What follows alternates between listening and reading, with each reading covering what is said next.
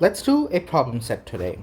So the problem for today can be found in the Introduction to Quantum Mechanics textbook by David Griffiths. It's in chapter 2 and the problem number is 2.4.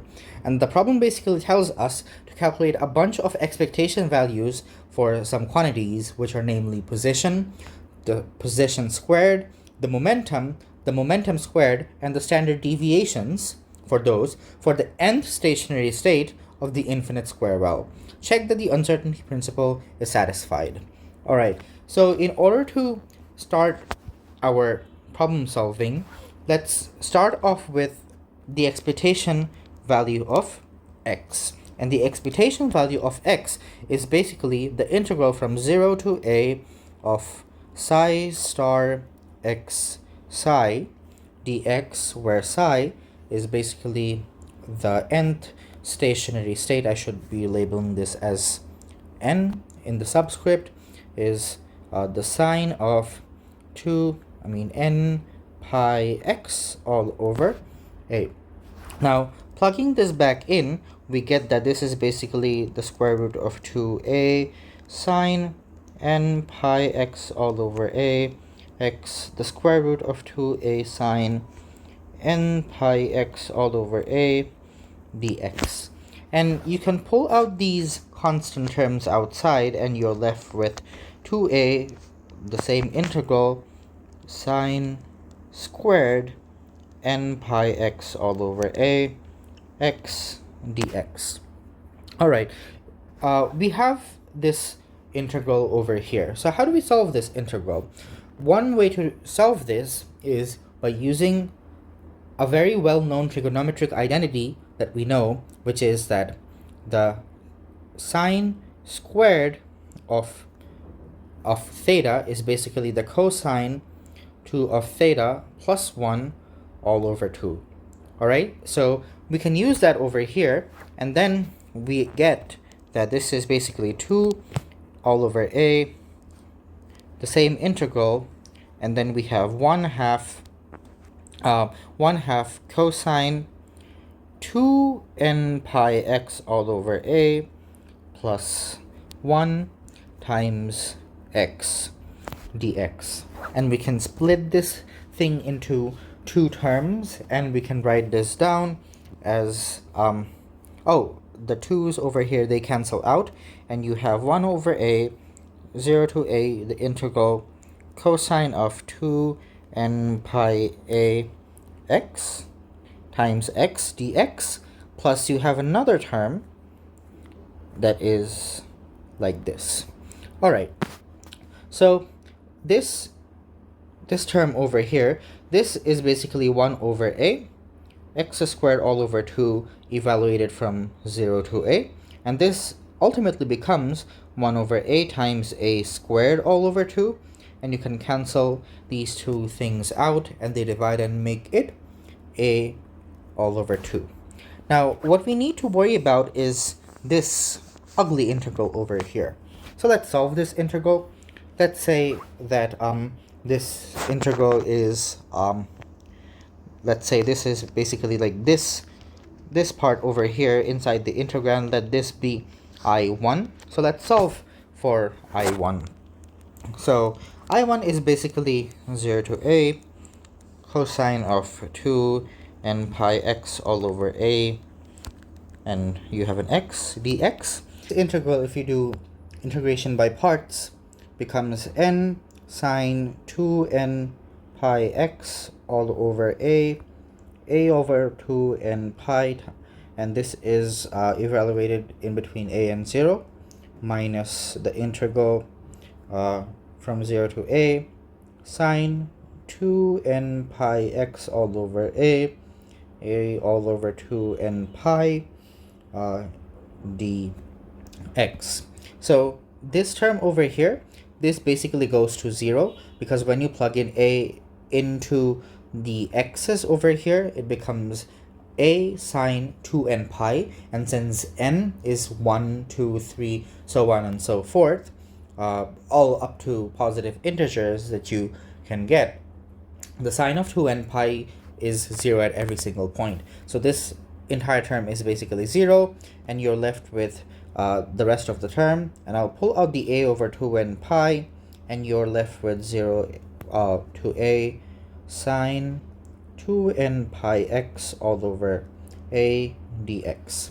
All right, so this term is basically negative a all over 2n pi, but if you integrate this entire thing over here, this becomes the negative of cosine of 2n pi all over a times a all over 2n pi. So these negatives become a positive, and the rest of the term is just a constant, and you're left with a squared over 4n squared pi squared, and you're evaluating this entire term in between 0 and a. So the next is basically computing in a into the rest of the term, and you're left with cosine of 2n pi minus cosine of 0. So cosine of 2n pi is always 1, and the cosine of 0 is also 1 as well. So this basically becomes 1 and 1, and when you subtract 1 from 1, this is 0. So this entire term is 0. So I1 is 0. If I1 is 0, then we are left with the fact that the expectation value of x is basically 1 over a times I1 plus this rest of the thing that is over here. So expectation value of x is 1 over a, I1 plus a all over 2, and this is basically a over 2. Interesting that the expectation value of x for the infinite square, well, for any stationary state is a over 2. Okay, so next up is the expectation value of x squared. For the expectation value of x squared, we carry out the same thing, and we are left with this. And by computing everything in, we get that the rest of the term is as follows. Oops, there shouldn't be a 2. There should be 2n pi x all over a x squared dx. All right. And we carry out the same exact thing, the same exact trigonometric identity in the first part that we use over here, and we get that this is basically 2 all over a, 0 to a 1/2 cosine of 2n pi x all over a plus 1 x squared dx.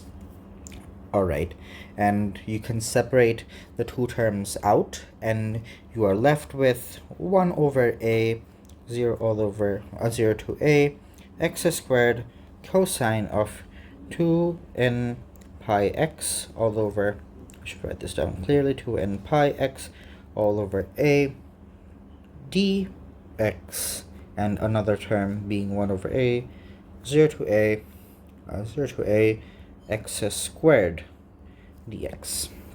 All right, so this term over here, you can carry this out, and you're left with this being equal to 1 over 3 a cube. And this entire term over here, this becomes equal to 1 over a cube all over 4 pi squared n squared.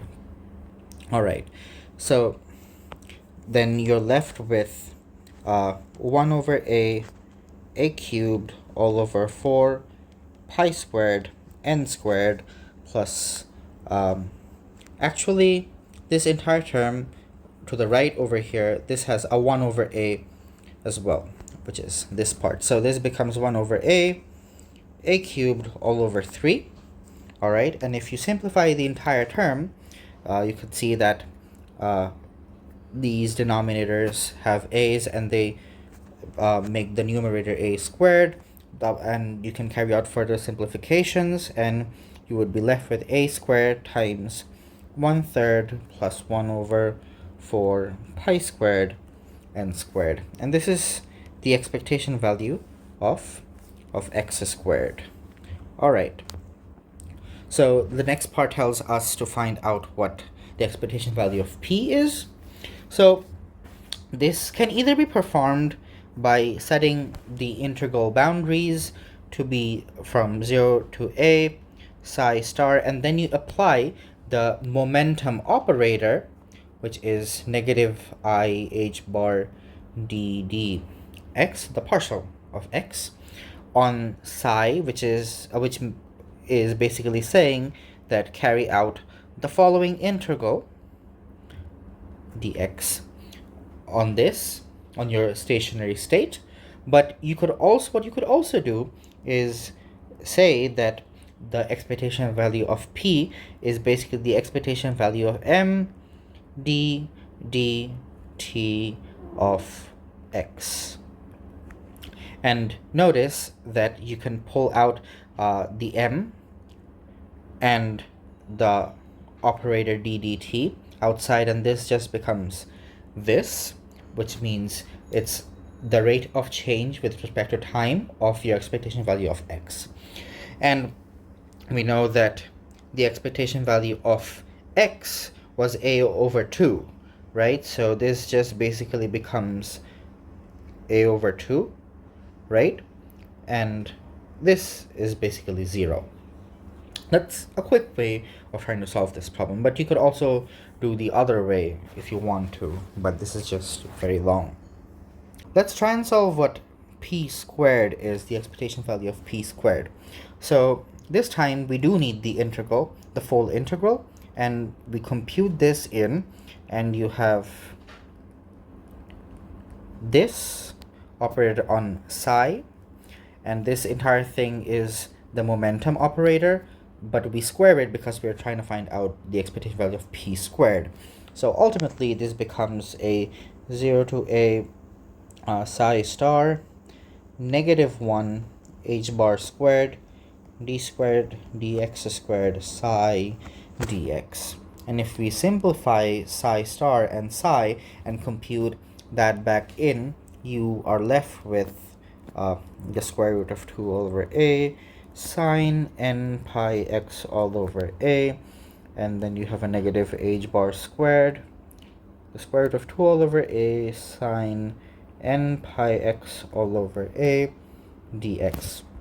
Now you can pull out all the constants and you're left with negative 2 h bar squared all over a, the integral from 0 to a of sine n pi x all over a. Oh, I forgot the partial operator over here. So this is the second derivative of sine n pi x all over a dx. Long and very healthy term, unhealthy term, I'd say. But if you carry the entire integral out, also including the second derivative over here, this entire term just becomes n squared pi squared h bar squared all over a squared. And this is basically equal to your expectation value of p squared. Okay, so that's what we got for p squared. Now let's try and calculate the standard deviations. So the standard deviation of x is basically the square root of your expectation value of x squared minus the square of your expectation value of x. Okay, so your expectation value of x squared that we got previously is basically this, and your expectation value of x is basically a over 2 over here. So let's compute that in, and then we are left with the fact that your expectation value of x squared is a squared times 1 over 3 plus 1 over 4 pi squared n squared minus a all over 2 squared.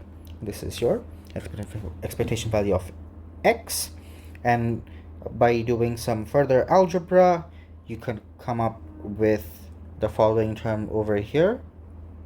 All right, and doing some more further algebra, you can simplify this entire term as to be a all over 2, 1 over 3 plus 1 over pi squared n squared. This is just me pulling out the 4 from both of these and taking the square root. Okay, so that's what we got for psi of x.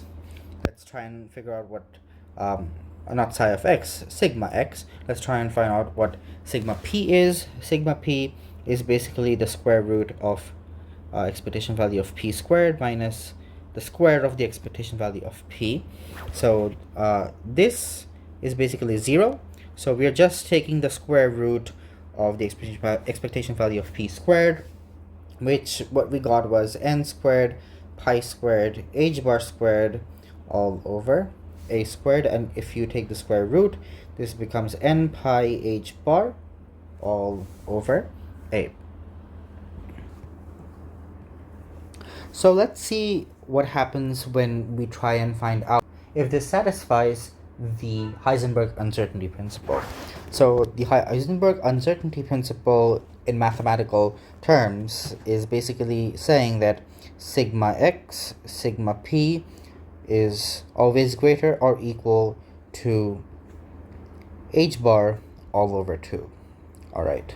So this what basically means is that the more accurately you know x, the less accurately you know p, which basically means the velocity. If you know the velocity or your speed of your particle very accurately, very precisely, the more uncertain you are about the position of your particle. So if we compute sigma x and sigma p in our case, we get that this is basically a over 2